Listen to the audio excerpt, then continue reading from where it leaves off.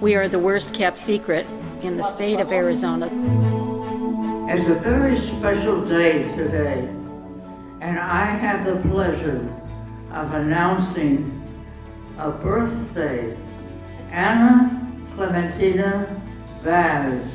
Happy birthday to you. She is 95 going on 50. Happy birthday to you. Loves to gamble. Loves the slot machines. Happy birthday, dear Clementina. There's a lot to say about her. She's amazing. She is one of a kind. She's incredible. Happy birthday to you.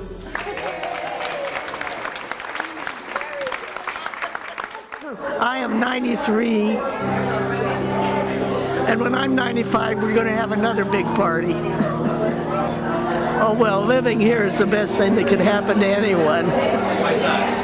Well, if I were still in Kingsburg, California, I would have probably all of 2 or 3 friends that I could party with or do anything, and no, not even a party. Well, maybe to watch 4th of July, something or other. But here, every day is a party. This is a magical place, and we're sitting in a magical place right here. This is called Zolo, and Zolo Hall is mainly the heartbeat of the Pueblo. This is where everything happens. Anniversaries and birthdays and dances and dinners. We have parties, we have dinners, we have parties like this, but we have parties just on Saturday night because it's Saturday night. Kind of like when you were a kid and you lived in a neighborhood and you'd walk up to the person next door, knock on the door and say, can Johnny come out and play? Can Susie come out and play? You had playmates. We have playmates. What is it about that keeps us so young? Well, I think we're just engaging with each other. Well, that's because we know how to have fun.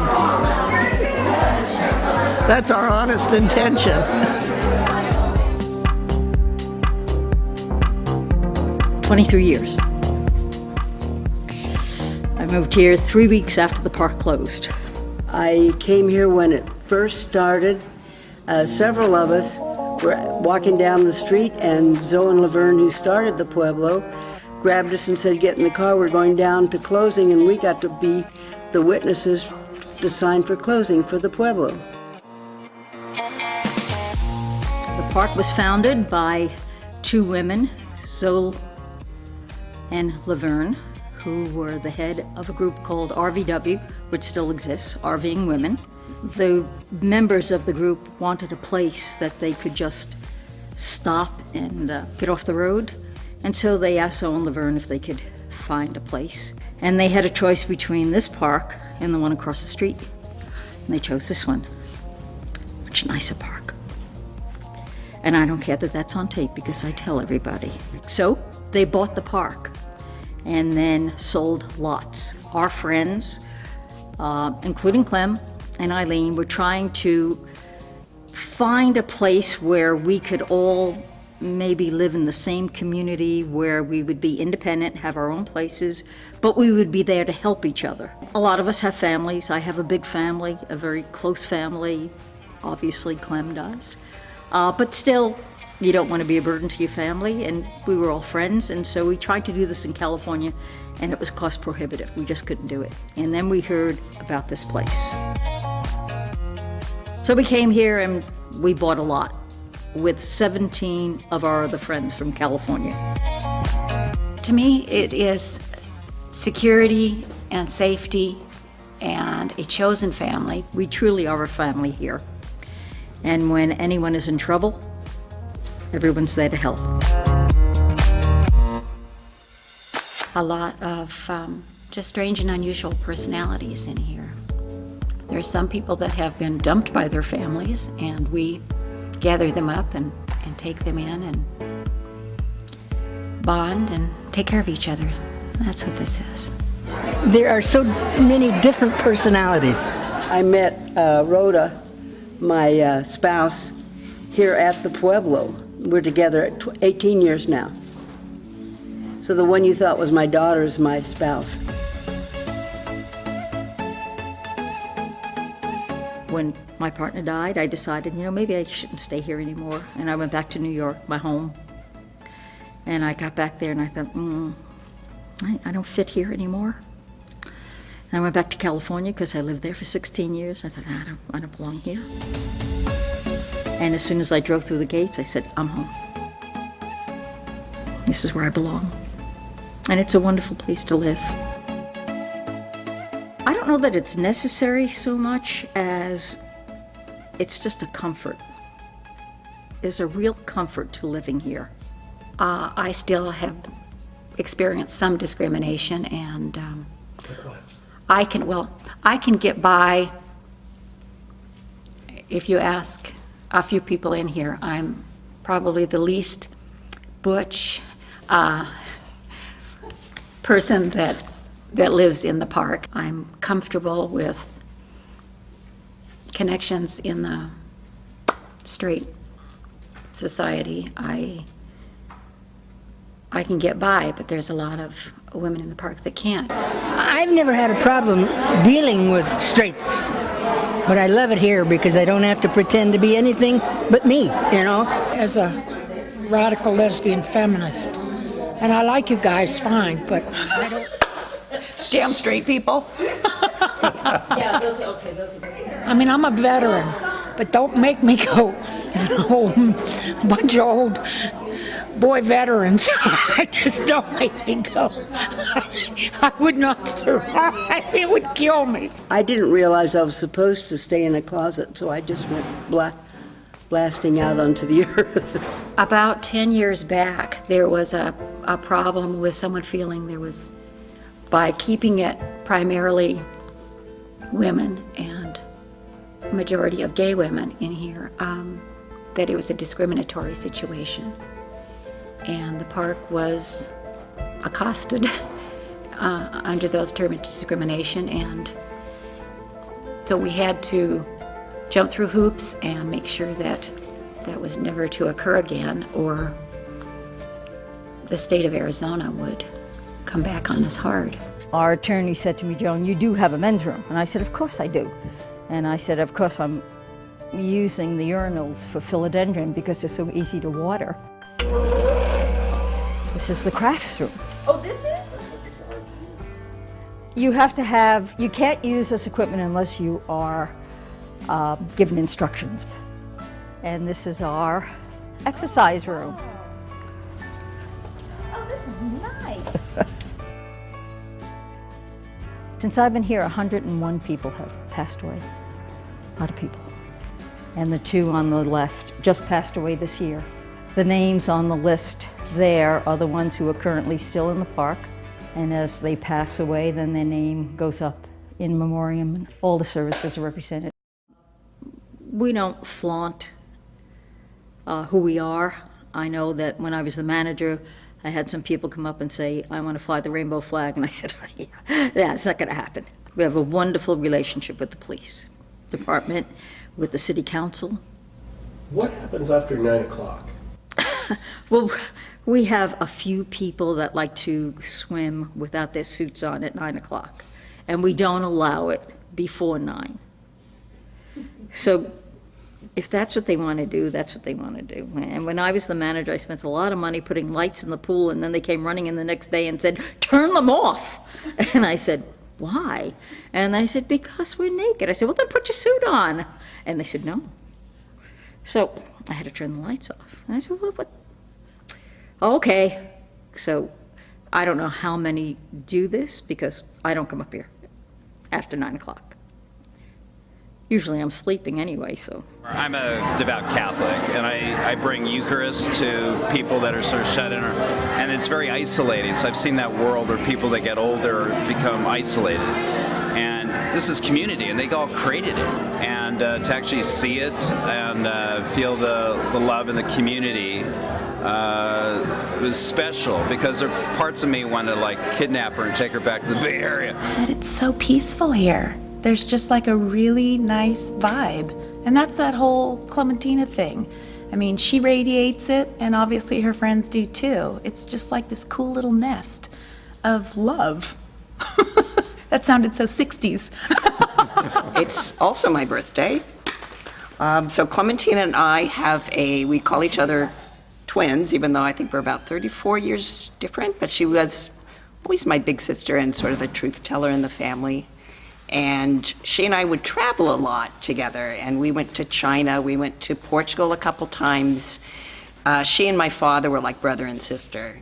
Both of them had their mothers die at a very young age, like when they were babies, within 1 year old.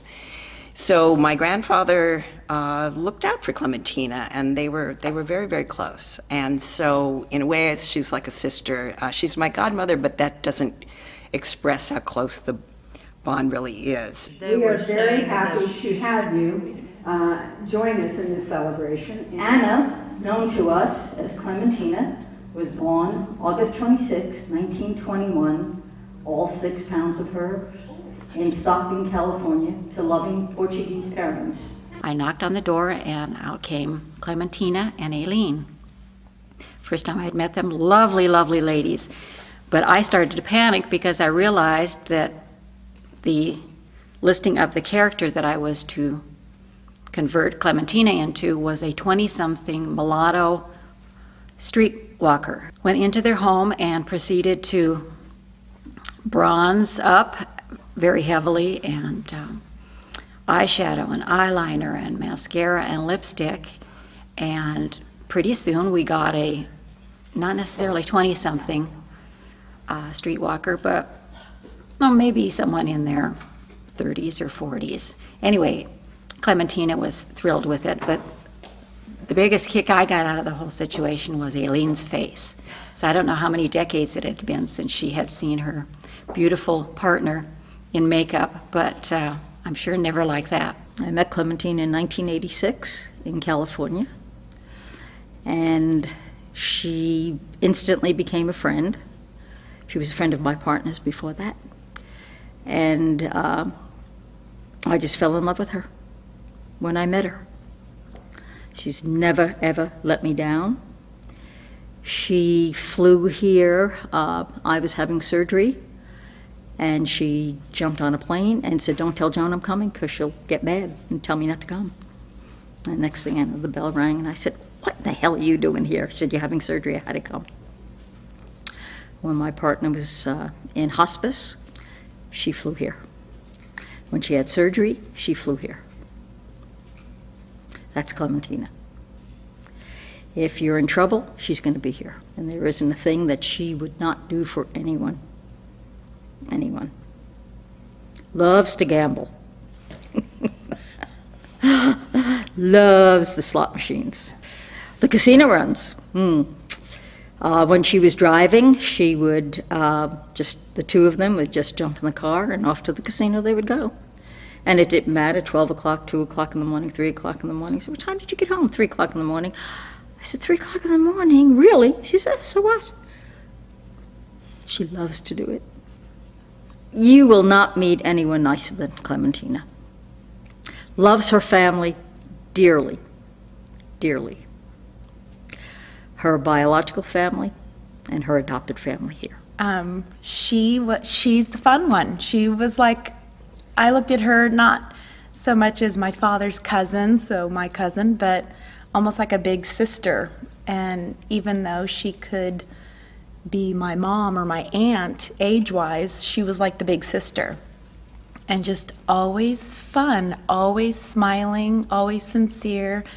You know, I'm the youngest of 6. We're a bunch of oddballs, but she encouraged every single one of us and promoted our uniqueness and helped us find it in ourselves. And that's pretty cool. I mean, never any judgments.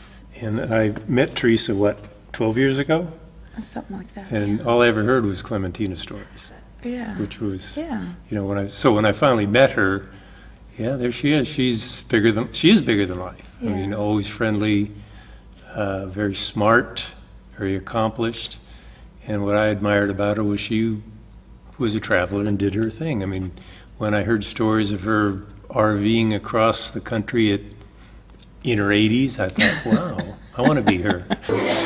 Well, one of the things we remember as children growing up with Clementina is, first of all, I'm the oldest of 6, and whenever a new kid came, Clementina would be at the house, like helping take care of us while my mom was in the hospital. So there was that kind of maternal feeling of a new child coming into the world was not a threatening thing to us. It was something kind of joyful and kind of miraculous. So Clementina was part of that spirit of that process. But when we were really little kids, she would always do this thing on the front of our driveway when she was usually leaving, where she would say, "I'm going to toss you up into the stars." And she'd go, 1, 2, 3. And she would like lift us up, and there's something magical about that. I think that's, when I think of Clementina, I always think of that thing she would always do as kids, throwing us up into the stars. She has a wonderful sense of humor. She's rather quiet. She's way better behaved than I am. But it's wonderful seeing her and her partner's relationship. They've been together so very long, and they're so good together. She's a good Texas Hold'em player, too. I've heard that she likes to. Yeah, she'll whoop you. The first time I ever met Clementina was playing Texas Hold'em. And she has this little rooster that she uses as an avatar. And she would sit beside me and kick my butt. Always. She always went out after me, and I always kept thinking, it must be the rooster. And so I tried to steal her rooster, but it was a no-go. That was the first time I ever met her. She's a teacher, and I'm a retired teacher, and I think that she brought nothing but honor to our profession. One heck of a woman. And then I happened to have gone to Reedley College with one of the teachers where she taught, about one of the Portuguese friends of mine. So we developed a friendship then. I happened to have put out a Friends of the Library cookbook that featured a Portuguese section. I gave her the cookbook, and she was so delighted she cried. She's a wonderful person, and her attitude is wonderful, and she just has this great smile, and she'll just kind of go, like, lift her shoulders and kind of giggle a little bit. Every year, we looked forward to Clem and Aileen coming to town. And then when we found out they were moving here permanently, we were all delighted. And it's such a treat to have them as next door neighbors, and Clem is just a treasure. She's like an M&M. She's colorful on the outside and just as sweet as she can be on the inside. One time a bird fell out of the tree when we were playing cards out in the woods. She picked that thing up and went all night long feeding it water and whatnot and saved it. She's a very kind lady. And I've known Clementina for at least 30 years. We've done many different things and had lots of fun. But we've shared a lot of thoughts and things. But I think the one that both of us will remember for a long time is our trip that we did in the fall color in the RVs, where we had a 34-foot plus a car, and they had their little Chinook that was following behind us. And we went, first of all, up to Minnesota to say farewell to a very dear friend, which was Doris Fisher, and spread her ashes. And then we went up through Canada, over to Maine, to meet up with our tour people, and did the full colors in New York and Vermont and all of those places. And I'm looking forward to the 100th one, because a long time ago, on another birthday that we celebrated together, she said, now we're all welcome back to my 100th birthday, so I'm going to hold her to it. And I've known Clementina for about 10, 15 years maybe, and she's taught me everything I've ever known about poker, because she kicks my butt consistently. And even though she comes in and smiles, she's so sweet. She doesn't say much. She's always got the good hand. She was my high school PE teacher. And I didn't know that she was living here until about 4 years ago. And I moved here. And and she was very good friends with my partner, Joan. And we met again, and it's been a real pleasure. Clementina is a very important part of the family that we have here. She's getting up there in years now, but she is still taking it with all the grace in the world. And she's an inspiration to us all. She really is. She has a generosity of spirit that you do not find very often. She's been a dear friend of mine for 21 years, so it's very hard to forget her. We did go to the casinos a lot. And she's a great Texas Hold'em player, poker player.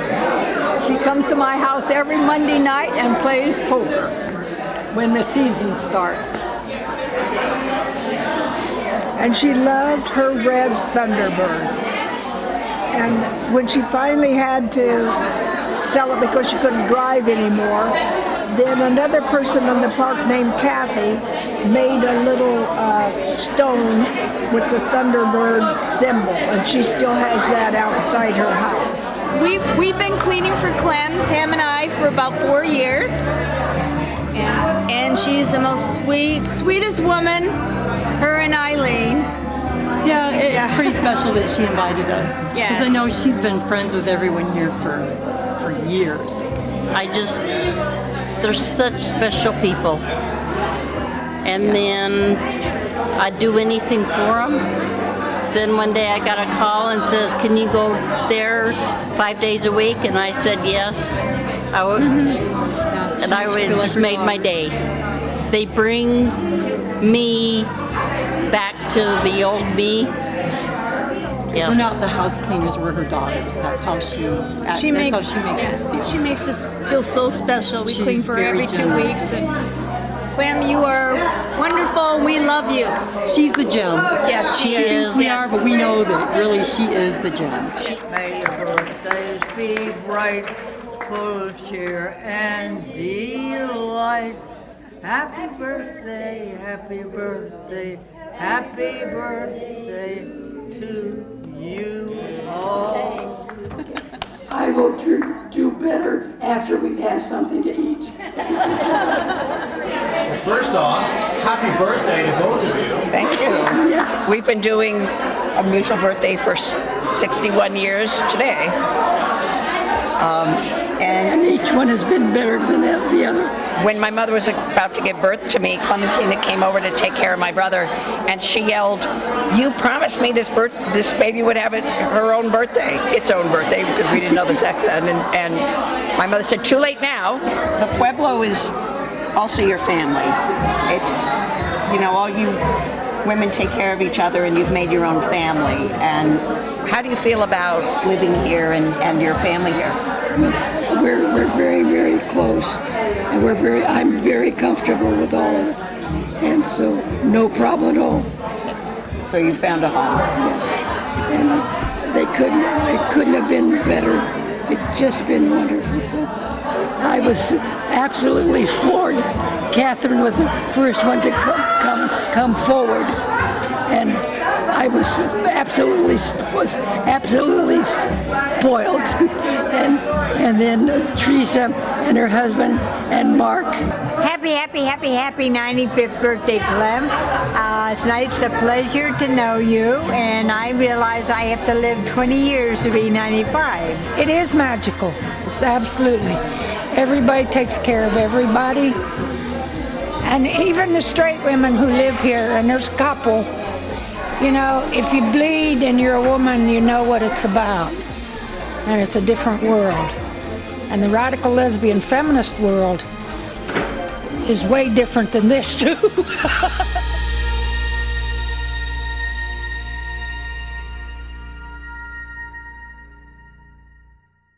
Well, this is another funny story. I hope she doesn't mind me telling this one. Catherine, your grandmother sat me down and said, "Clementina, you should just try a man before you die. Just try it." And she said, she asked me, she said, "Should I?" And I said, "Do you want to?"